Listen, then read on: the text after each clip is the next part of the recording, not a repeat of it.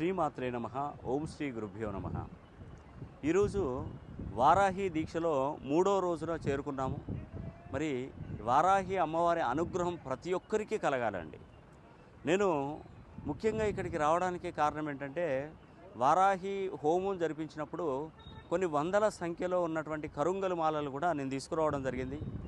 ఈ కరుంగలి మాలలను కూడా ప్రతి పుణ్యక్షేత్రంలో, ఆ పుణ్యక్షేత్రంలో ఉన్నటువంటి గర్భగుడిలో ఈ యొక్క కరుంగలి మాలలు తప్పకుండా పూజించడం జరుగుతుంది. దాన్ని శక్తివంతం చేస్తాం. అలా చేసినటువంటి శక్తివంతం ఈ యొక్క పుణ్యక్షేత్రాలు దర్శించుకున్న తర్వాత మనం స్వస్థలంలో ప్రతిష్ఠించుకున్నటువంటి వారాహి అమ్మవారి ముందు హోమం జరిపించి మరి ఈ కరుంగలి మాలను శక్తివంతం చేసి మీకు తప్పకుండా అందజేస్తాము.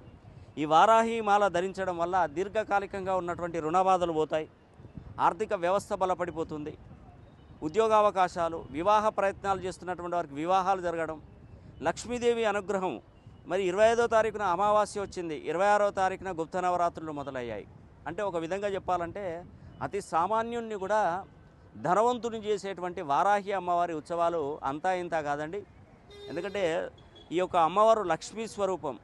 అమ్మవారి అనుగ్రహం కనుక మీకు వచ్చినట్టయితే ఓడలు బండ్లు అవుతాయి, బండ్లు ఓడలు అవుతాయి అంటారు కదా.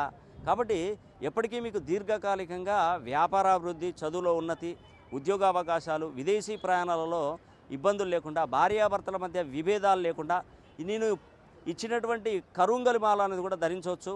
అది ముఖ్యంగా 5 సార్లు ధరించడం వల్ల అది శక్తివంతం అవుతుందండి. మనం ఆ ఇంట్లో దేవుడి గదిలో పెట్టుకోండి. ఏదైనా శుభకార్యక్రమాలకు వెళ్ళినప్పుడు, ఉద్యోగం కోసం వెళ్తున్నప్పుడు, విదేశాలకు వెళ్తున్నప్పుడు, వీసా స్టాంపింగ్ వెళ్ళినప్పుడు ఈ కరుంగలి మాలను ధరించండి.